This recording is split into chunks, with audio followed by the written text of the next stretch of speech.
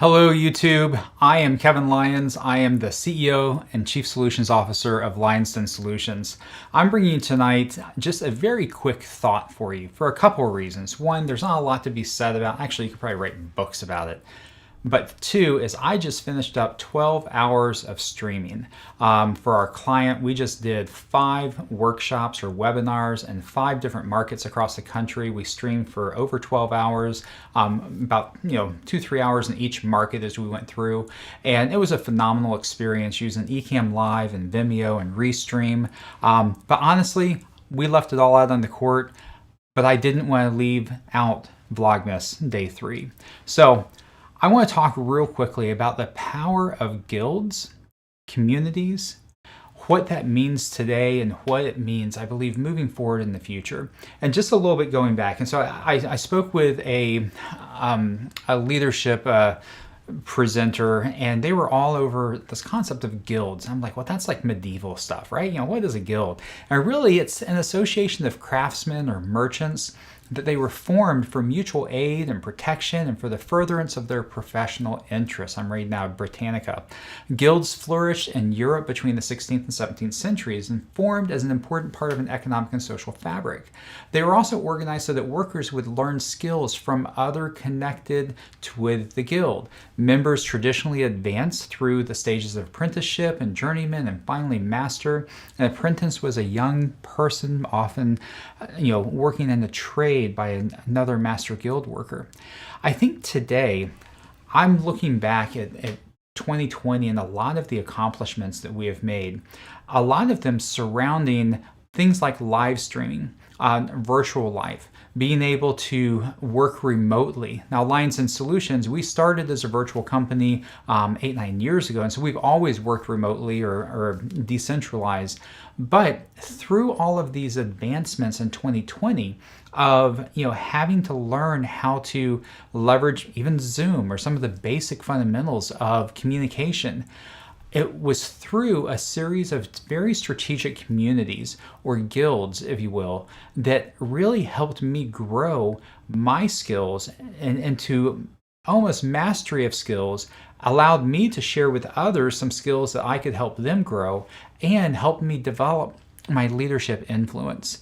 And leadership influence is not something I think you are. It's something that you evolve with, and it's constantly changing, but that's another conversation for another day. I'm not going to pretend to be a John Maxwell or someone on leadership. But with that, there was one guild. So I play a couple of different roles in my professional life. I'm the CEO and founder of Lyons Den Solutions. I've done a lot of startups. I play a role of a father, of a husband. I play a role of, not in not that order, obviously, priorities are a little different than that. But also I play a role as executive director to a nonprofit nursing specialty association.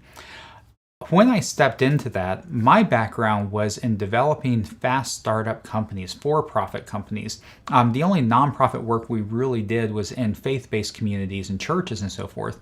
So when I stepped into medical and healthcare, even though I had a lot of experience through family members who've gone through diverse healthcare system or healthcare issues, and I walked along with them as a patient advocate, when I stepped into the role of an executive director of a national specialty nursing organization, I knew how to run a business. I knew how to do a startup. I knew how to, lead an organization through strategic planning and so forth.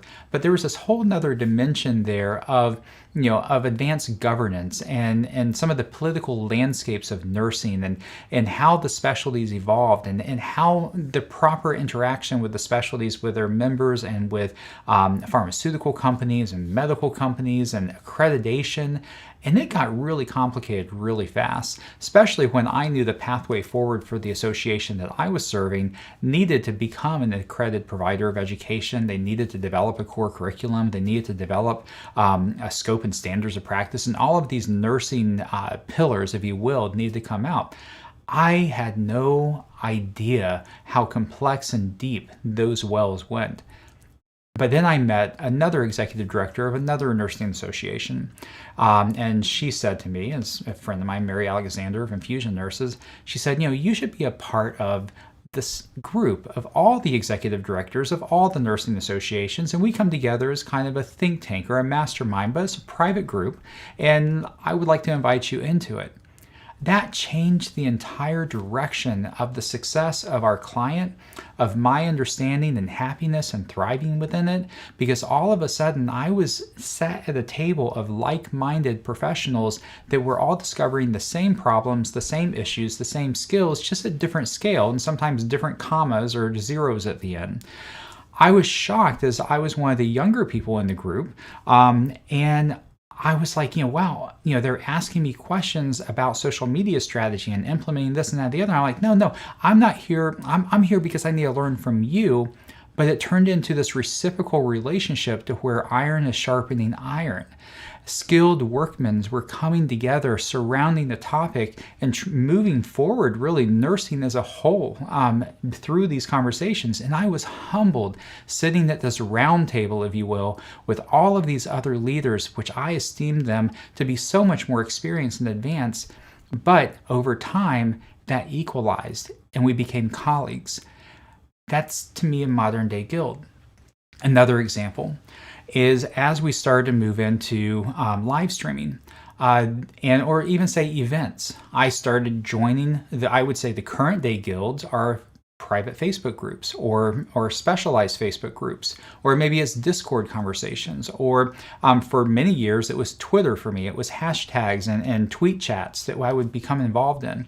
And at first you come to the table, and I encourage you, if you start coming to the table with I'm the expert in the room perspective, you'll quickly isolate yourself to be the only expert in your own room.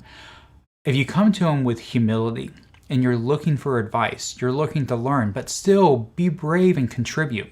Look for opportunities as you go in. Let's say that you're a member of the eCam community, which is probably one of my favorite communities, that much like the nursing executives that I'm a part of, it's just like I've grown so much just by listening to people. But then I challenged myself. I've learned so much from this group. I'm going to see every time I have a free moment that I'm not paying attention to something else that's of a higher priority, I'm going to be here trying to help people. I don't care if it's the silliest question or whether. I'm going to see if I'm going to be the first person to answer and respond, just to give them encouragement, to let them know that there is a community here. So we talked about guilds of experts, iron sharpening irons, but then if you span that a little bit, a community I think has more varying levels of skills.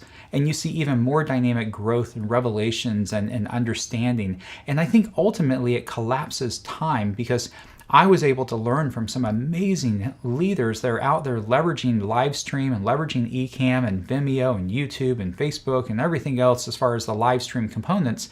And they shortened my time frame of being able to take this into a high-level skill, advanced skill, and approaching mastery of certain aspects of it, so I can confidently go back to my client, to my community, to my tribe, and bring that technology to them, to bring those ideas to them, to bring the ideas worth sharing back to those communities, and leveraging that through humility and through recognizing that I don't know everything. I don't know most things.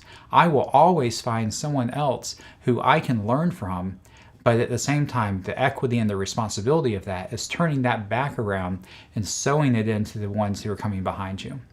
So I encourage you, whatever space that you're in, whether you're in virtual workspace, and thriving in that, or live streaming, or faith, or ministry, or nursing, or medical education, search out those guilds. Don't be afraid to walk up to some of the leaders and say, "Hi, what do I need to know as a fundamentals for operating at the level that I see you and your colleagues operating at? Are there Facebook groups? Are there mastermind groups? Are there think tanks that I can come and be a part of? And I promise you that I will find ways to contribute, and I won't just be a taker." I always kind of use the analogy of a Dead Sea, analogy of, the reason why the mineral content is so dense in the Dead Sea is there's all intake and there's no output. I share that with my kids a lot, and of saying, you always want to empty your hands. You want to pour. You want to sow more than you receive. And one of the things that when people ask me, what does Lyons Den Solutions do? What is Lyons Den Solutions? And many times I share that we're a seed factory.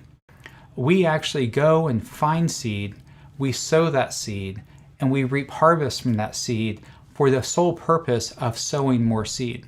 And that's sowing seeds into our clients, sowing seeds into their vision, their purpose, sowing seeds into our employees, our team members, and their families, and their visions, and their purposes. And it seems like the more that we sow, the more there is to sow. And there's biblical principles in that, of course, and my thoughts and ideas are based around, biblical principles mostly. I'm not perfect by any stretch, but at the same time, I think there's some truths in there as well that you can take away if that's not your cup of tea. So coming back to communities and guilds, I challenge you to find communities and guilds that you can be a part of. There's a couple that I'm really active in, the Ecamm Live community, the Ecamm Live beta group I enjoy. There's also a small group of people that are coming together around Vlogmas, launching this content out on a regular basis. And it's encouraging. And they're not always like-minded, and that's good too. You need to be around some people that are not like you and that you're not like them. Otherwise, you just become a monotonous voice. So I encourage you, find a guild. Find some leaders. Don't be afraid of, asking them those critical questions of how can I learn and how did you learn to be the leader you are? So I encourage you, go be a part of those communities and be encouraged and have an amazing day. And I'll talk to you soon.